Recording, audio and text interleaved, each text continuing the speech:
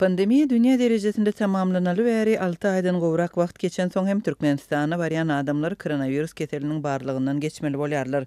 Bu test tölegli ondan geçen ýolagçylar synagyň galypdygyny, testiň netijesiniň anyklanmaýanlygyna ýöne töleg almak üçin edilýänligini aýdýarlar.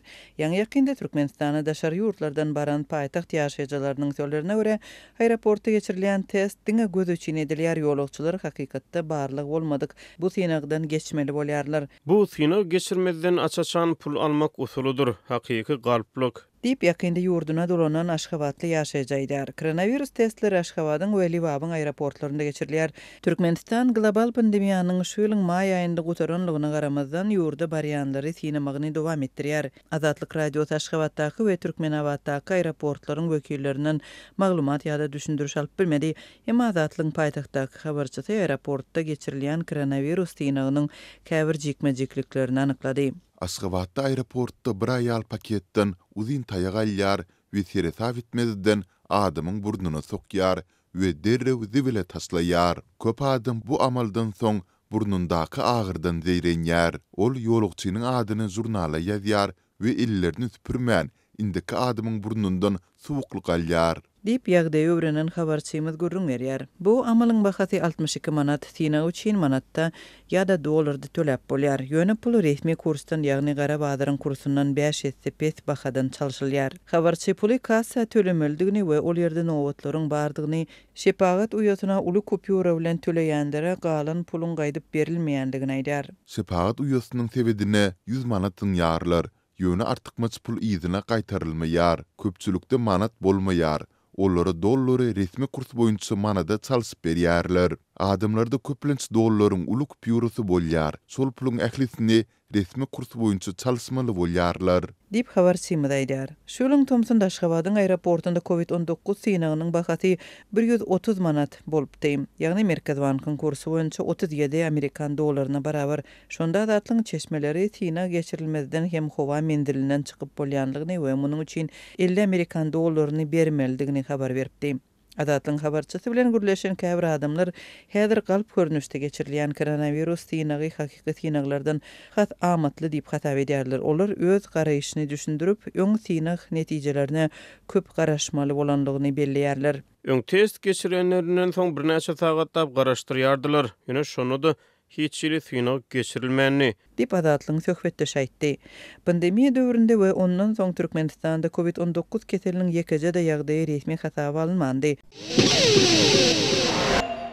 Aşgabatdan iýerilen ýörite Derňöw toporu Balkan vilayatynyň migrasiýa edaralarynda barlygy geçirdi. Barlyklaryň netijesinde 5 migrasiýa ofiseri para almakda tutsak edildi. Bu ýagdaýlar barada Azatlyk radiosynyň habarçysy we ýytybarly çeşmeleri 30 noýabrda sebitden maglumat berdiler. Bu waka Balkanda raýatlaryň biometrik pasport almak meselesinde para bermiň möjüýändigi barada Azatlygyň çap eden maglumatyndan bir näçe gün soňa gabat geldi. Azatlykda Balkanaky migrasiýa edarasynaky paraxorluk ýagny biometrik pasport nowatlaryny satmak barada berilen makaladan 2 gün geçen soň 24 noýabrda Sebitiň migrasiýa edaralarynyň üçüsine hem barlyklary geçirildi. Dip ýagdaýlardan habarly ýytybarly çeşmämiz aýtdy. Onuň tasdiklamagyna görä barlyklar Aşgabatdan iýerilen ýokary gözegçilik gullugynyň we baş prokuraturanyň wekillerinden ibaret topor tarapyndan amal edildi. Derňewleriň çäginde toporyň düzümine Milli Howpsuzlyk Ministrliginiň ýurdun Günwatar vilayatyndaky edarasynyň wekilleri hem goşuldy. Barlyklarda 5 migrasiýa ofiseri tutsak edildi. Olaryň üçüsi Türkmenmaşynyň, biri Balkanawadyň we ýeni biri Gyzlarwadyň migrasiýa edarasyna saklany. Migrasiýa ofiserlerini öňünden ýörüýti adamlary belläp para alan mahaly tutsak edipdirler. Bu ofiserler para veren adamlaryň işlerini hayal etmän bitirýän ekenler. Dip çeşmämiz aýtdy. Azatlykda bu ofiserleriň şahsiýetini anyklayan maglumatlar bolsa-da olary köpçülüge mälim etmekden saklanýar. Redaksiýa bu ofiserleriň soňky ykwalyny anyklamak häzirlikçe başartmady. Azatlyň bu ýagdaýlar barada değişli türkmen häkimiýetlerinden şol sanda Balkanyň migrasiýa edaralarynyň baş prokuraturasyndan we Milli Howpsuzlyk edarasyndan kommentariýa almak synançyklary hem oňy netije bermedi.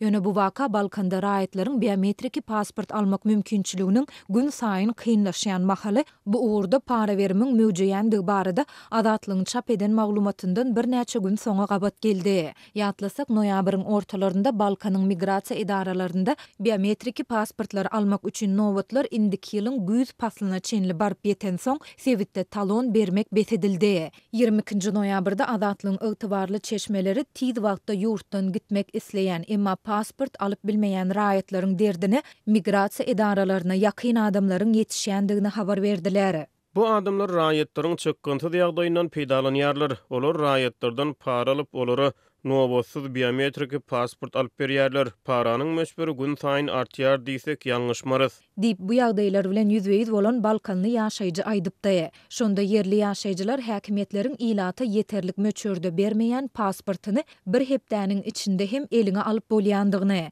ýöne raýatlaryň munyň üçin 1000 ABŞ dollaryny bermeli bolýandygyny hem belläpdiler. Türkmenistanda raýatlaryň ýurtdan çykmaga we ýurda girmäge niýetlenen biometrik pasportlaryny almakdaky kynçylyklary fevralyň ilkinji günlerinde peýda bolup başlady. Şondan bäri ýurdun migrasiýa idaralarynda raýatlaryň pasport almak üçin görülüp eşidilmedik nowbatlary saklanýar. Bu waka ýurtda dowam edýän ýeti ykdysady kynçylyklaryň we giň ýaýran işsizligiň arasynda daşar döwletlere gitmek isleýänleriň barha köpelýän wagtynda ýüze çykýar. Türkmen häkimetleri raýatlaryň biometrik pasport almakdaky kynçylyklar barada hiç ýyly maglumat ýa düşündürüş bermeýärler. Bu aralykda çeşmelerimiz soňky aýlarda migrasiýa idarasyna işe girmek isleýän raýatlardan soralýan paranyň möçüri barada hem maglumat berip, onun görülüp eşidilmedik derejä ýetendigini habar berýärler. Olar munyň sebäbini soňky ýyllarda döwlet migrasiýa gullugynyň döwlet idaralarynyň arasynda iň bir girdejilik gulluklaryň biri hasaplanylýandygy bilen düşündirýärler. 2023-nji ýylda migrasiýa idarasyna işe girmek isleýän raýatlardan soralýan paranyň möçüri 30.000 ABŞ dollaryna ýetdi. Sebäbi ofitserler raýatlardan bir pasport üçin 501.000 ABŞ dollary möçürinde para alýarlar diýip ygtybarly çeşmämiz bellidi. Adatlyk bu barada döwlet migrasiýa gullugyndan kommentari alyp bilmedi.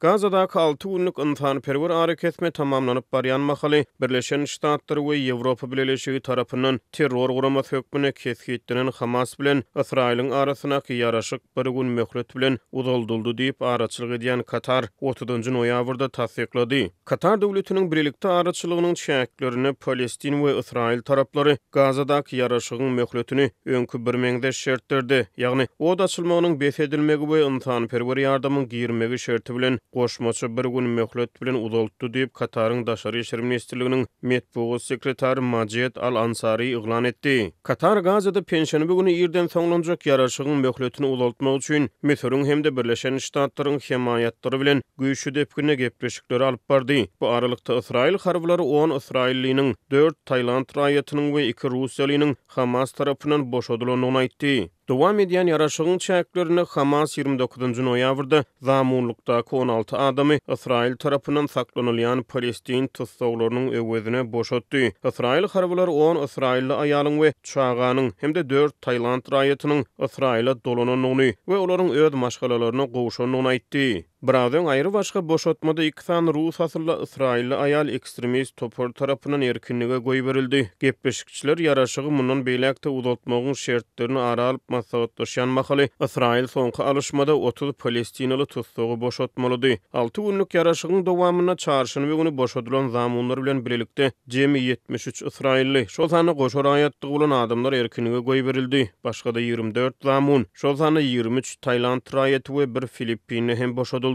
O daçmagyň besedilmeginden öň Hamas zamun alynan 4 adamy boşatdy. Israýl goşuny hem bir zamuny halas etdi. 2 zamun Gazada ölü tapyldy. Şeýle şu wagt için Israýl türmelerinden 180 Palestinaly boşadyldy. Geçen hepdede ýaraşyk gylalaşygy başlanaly bäri 2 tarap hem aýallary we çağlary boşatmagy dowam etdirýärler. Ýaraşygyň mundan beýlekde dowam etdirilmegi Israýlyň ýesir alnanyklaryna aýdýan 126 erkek adamyň şol sany 14 eskeriň boşadylmagy boýunça geçiriljek bir sepleşikleri garaşly bolup durýar. Esir alınan erkek adamlaryň hususan eskerleriň öwedine Hamasyň Palestinaly erkek adamlaryň ýa-da tanymal tutsaglaryň boşadylmagyny talap etmegine garaşlýar. Bu şerti Israýlyň garşy çykmagy mümkin. ABC we Ýewropa Birleşigi tarapyndan terror topar diýilip kesýetlenen Hamas 7-nji oktýabrda Israýla hüjüm edip Gaza zolugyny weýrançylykly uruşyň başyny başlady. Israýl bu hüjümle Hamas sowuşjylarının aglawa bölegi Asuda raýatlardan bolan 1200 şemes adamy öldürendigini we 240 töwerek adamy zamun alanlygyny aýtdy. Zamun alanlaryň arasynda aýallar, çagylar, eskerler, uly ýaşy adamlar we Taýlandda ekrançylyk işçileri bar.